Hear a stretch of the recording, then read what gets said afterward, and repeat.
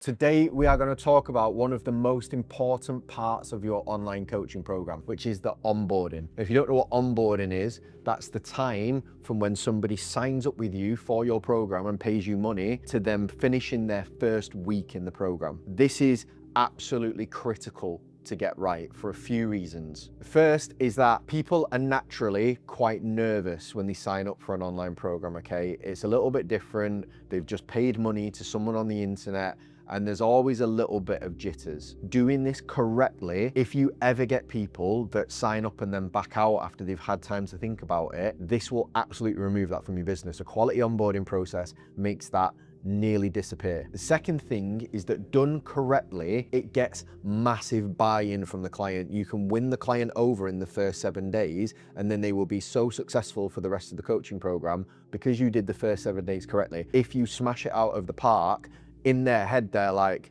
oh my God, this is fucking sick. This is different. Like, I'm going to be successful this time. I've tried to lose weight all these other times and tried these other coaches and tried these other diets and it didn't work. This is going to work. And that belief, honestly, does more than any kind of training and nutrition. No matter what calorie deficit you put people in, they don't believe that they're going to stick to it. If they don't believe that this is the right program from them, they're not going to do it. All right, so even the first 7 days can make or break your results with your clients. Finally, done correctly, people will feel like they're getting massive value for their money because they will see the personalization. They will see where this program has been tailored to them. They will think, oh, this definitely isn't just a training nutrition plan that's been copy and pasted. This is my specific plan.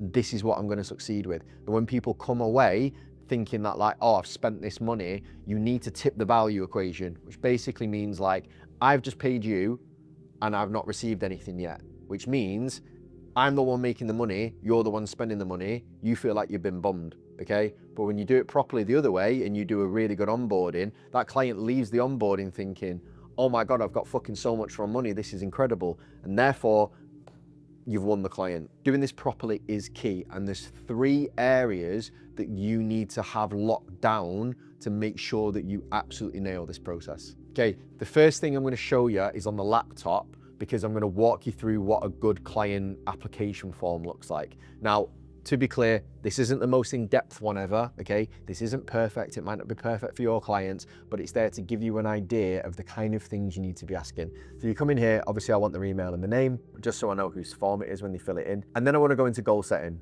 okay? I want to know what their 3 main goals are for the next however many days it is for your coaching program, whether it's 90, whether it's 6 weeks, whatever. I want to know what their 3 main goals are. I also want to know the 3 things about their current situation that they hate the most right now. Is it they don't fit in the clothes? Is it they don't feel confident? Is it that they feel like the wife's not attracted to them? Is it feel like the husband's not attracted for them? Is it they feel bloated and tired all the time? Whatever that is, okay? I also want to know what the 3 main obstacles in their way are, okay? Whether it's travel, whether it's kids, whether it's getting to the gym on time, whether they've got a busy work schedule, because I need to know what they think is the thing that's going to take them off track so I can plan around that. I then want to ask them what they think they need to ensure these obstacles are overcome, okay? Their opinion might be different to mine as a coach, but I want to take their opinions on board because then when I create the plan, there's going to be things in there that they feel like they've had a hand in, they might have even suggested, and them taking ownership over their own plan and me going, look, this is where I've included those things that you said you think you needed. They're going to get that level of personalization. They're going to feel like this plan is truly created for them. What benefits will being successful in this program have on your life? Okay, I want to tie it to a tangible result. So not just lose weight. Why do they want to lose weight? Do they want to lose weight so they can run more with the kids? Do they want to lose weight so their BMI gets in a healthy range, or their blood sugar levels are better, or they stop being pre-diabetic? Do they want to feel more confident at work? Do they want to try and go for a promotion? Do they want to have a better romantic life with their partner? I want to know what that looks like, okay? Because that's how I'm going to measure success at the end of the program.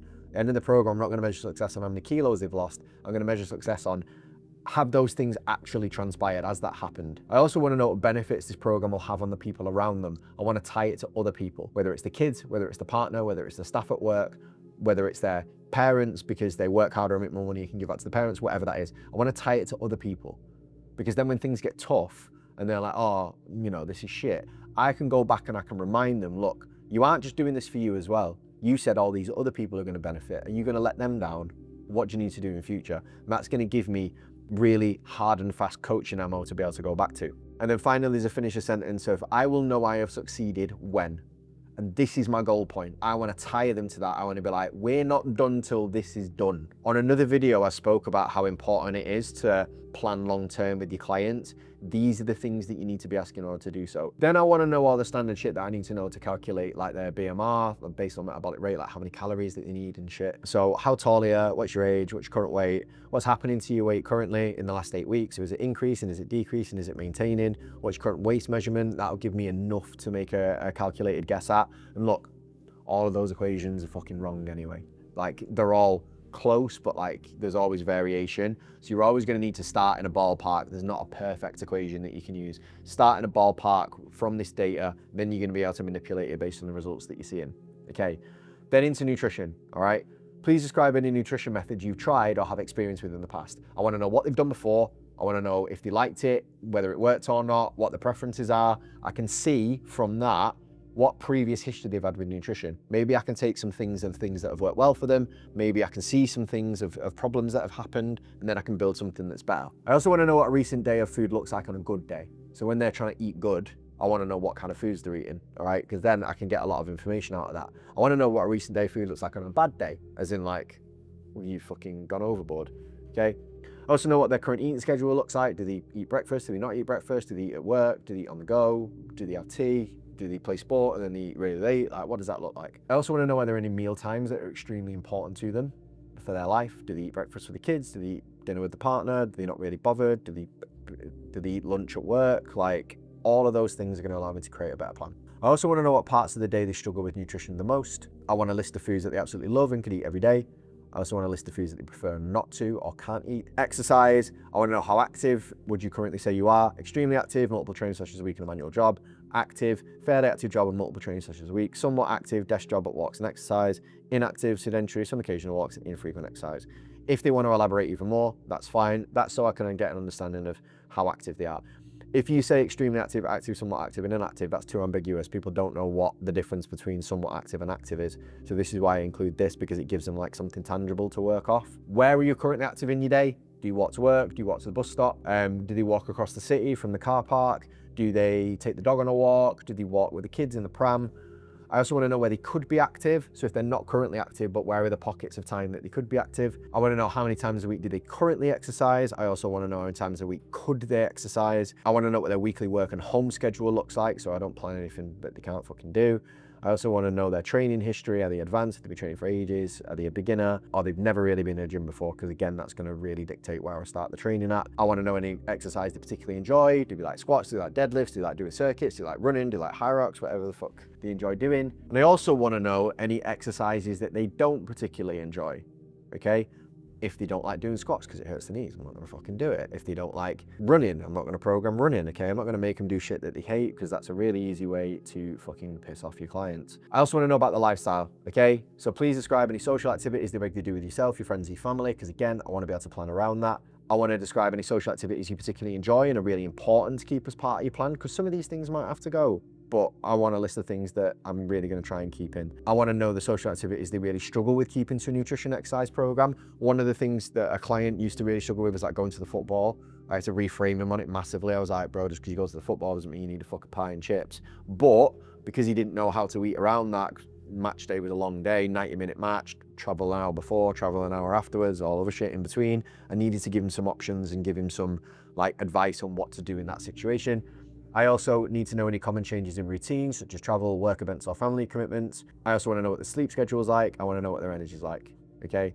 I don't ask any more of a data other than that, because people tend to not really know. And there's two ways you can deliver this. Either you can give it them straight as they sign up and say, please fill this in as soon as possible. Once this is back, then I can start writing your plan. My preferred way of doing it, especially when you're newer, is people filling forms really badly. People are shit at forms. Sometimes you'll get this back, it'll be brilliant, it'll have all the information you need. Sometimes you'll get it back and they'll have spent about 4.2 seconds thinking about the answer, all right? And it'll be shit and you won't be able to do anything.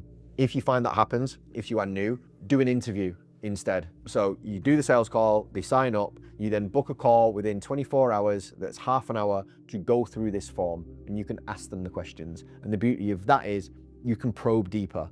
If they give you a bullshit surface level answer, you can be like, no. For example, this is what like some other clients say. and then you can bounce back off them and you can get much better ideas that way. If your clients are good at forms and you find that you get enough information, that's great.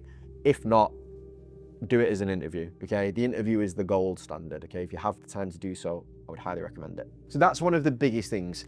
And probably if you do that right, you're gonna get all the information you need, which is great. Now, the second step to having a 5-star onboarding is the delivery call. When you have finished the program, I would always have another call with the client to deliver the program. And when I say deliver the program, I mean go through the training with them. This is what I've planned. This is why it's gonna be successful. This is where I incorporated the stuff that you said on the application form into the plan. Same with nutrition, okay? This is where I incorporated all the things that you said into your nutrition plan. They can also make any changes or any amendments to those things if they're not quite certain and not quite sure that they're gonna be able to do it, or there's some things that naturally I might have missed. So I can get client feedback immediately and I can make some immediate personalization changes to make sure that client looks at that plan and goes, that's fucking sick. The other thing that I will do is I will walk them through whatever my coaching process is. So whether it's like a platform or an app or whether it's sheets, whatever that looks like,